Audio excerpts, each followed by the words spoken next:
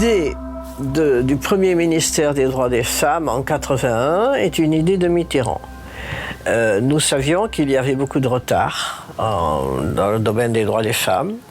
Il savait que j'étais intéressé aussi par la question. J'étais au Parlement européen à ce moment-là, où j'avais créé une commission des droits des femmes.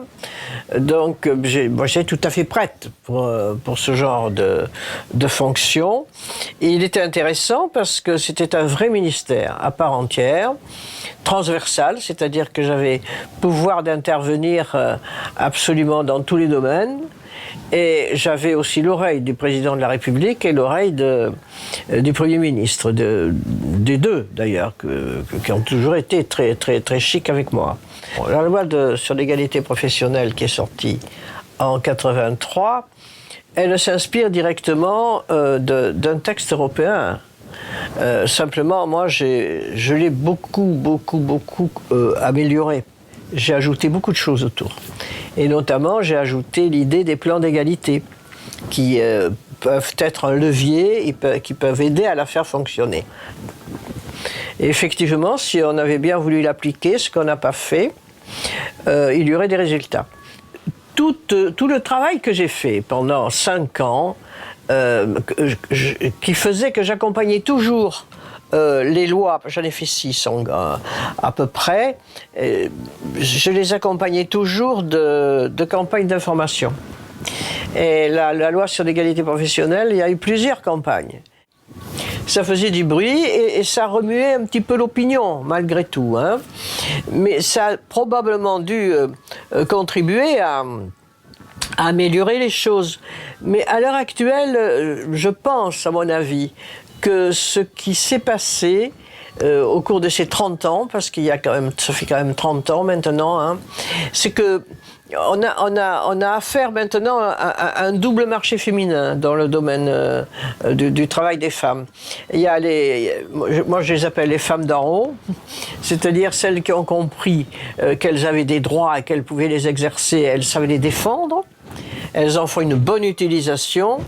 Et puis celles qui ne sont pas au courant, moi je les appelle les nantis, celles d'en haut, les nantis de la culture et de l'argent. Voilà. Alors celles-là, eh bien d'ailleurs elles se réunissent régulièrement à Deauville et à leur façon elles font progresser les choses. Mais enfin ça crée quand même un clivage parce qu'en bas, vous avez quelque chose de très très mauvais, c'est le développement, l'explosion presque je dirais, du travail à temps partiel, auquel j'étais moi très hostile.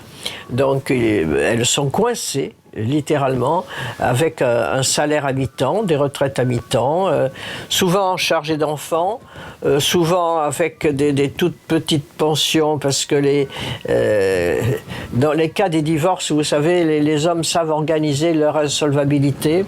Ils sont en général plus instruits et plus audacieux que les femmes.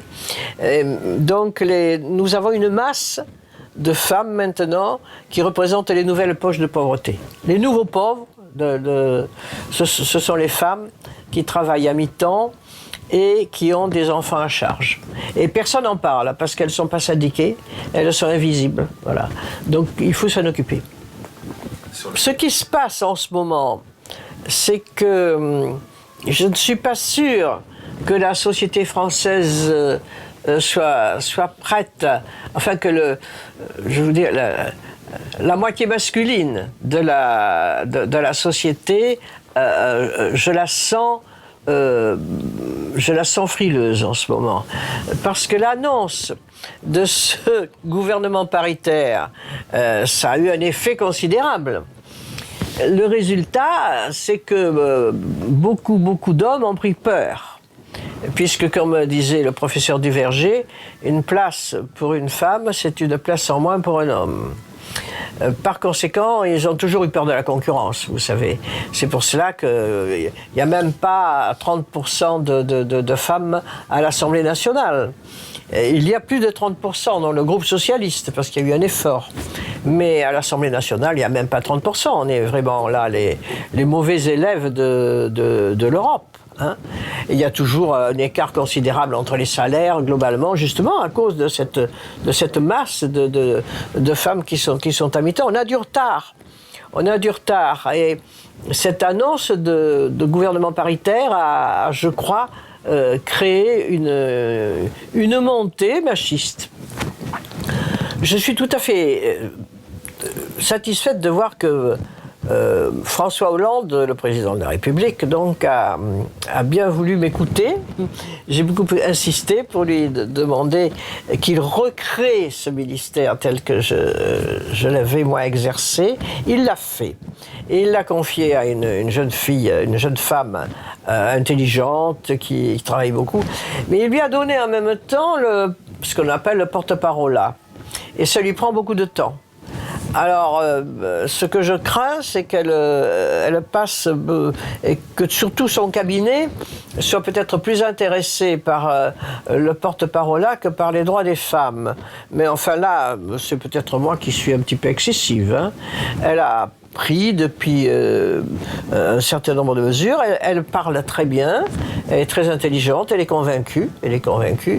Mais maintenant, il faut voir des résultats. Je sais qu'à terme, les choses se feront. Pourquoi? Parce que c'est parce que je crois à la démocratie et que ça fait partie de la démocratie. Voilà. Et malheureusement, un groupe social qui réclame son indépendance s'est fait d'avancer et de recul. Comme toute, voilà, ça a été le phénomène des Noirs aux États-Unis ou des pays, ou dans les pays émergents, les populations les plus pauvres. Hein. Donc tout ça, c'est le mouvement ouvrier aussi, a connu tout ça. Donc les femmes, c'est ça, il faut qu'elles arrivent à la démocratie. Et là, elles se heurtent à des forces qui sont les structures même très profondes de la société. Et alors, ça prend du temps pour éradiquer tout ça. Ça ne se fait pas en un jour. Et il y a toujours des risques de recul. Comme en démocratie d'ailleurs. Hein. On sait très bien que c'est pas gagné tout ça. Hein. On arrive de loin. On arrive de loin.